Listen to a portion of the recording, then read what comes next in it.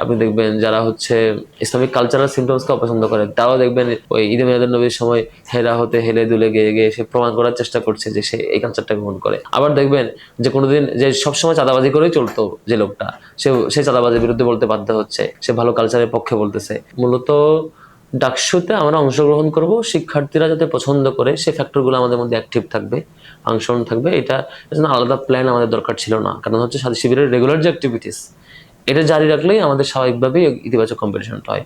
আপনি দেখবেন 5 তারিখের আগে এখানে কম্পিটিশন ছিল যে কে কত খারাপ এটা দেখাইতো, কে কারো কত চাঁদাবাজি করে, দোকানে চাঁদাবাজি করে, মারামারি করে, এটা করে সবকিছু চলেছে আর কি। এবং এটাই পলিটিক্সের রেগুলার প্র্যাকটিস ছিল। তা আমাদের পরে আমরা যেটা চিন্তা করেছি যে এটা একদম চিরতরে বিলুপ্ত করে দিতে হবে, এটা ইতিবাচক কাজের কম্পিটিশন। এখন দেখবেন যে আপনি দেখবেন যারা হচ্ছে ইসলামিক কালচারাল সিমটমসকে অপছন্দ করে তারাও দেখবেন ওই ঈদে মিলাদুন নবীর সময় হেরা হতে হেলে দুলে গেয়ে গিয়ে সে প্রমাণ করার চেষ্টা করছে যে সে এই কালচারটা গ্রহণ করে। আবার দেখবেন যে কোনোদিন যে সবসময় চাঁদাবাজি করেই চলতো যে লোকটা, সে চাঁদাবাজির বিরুদ্ধে বলতে বাধ্য হচ্ছে, সে ভালো কালচারের পক্ষে বলতেছে।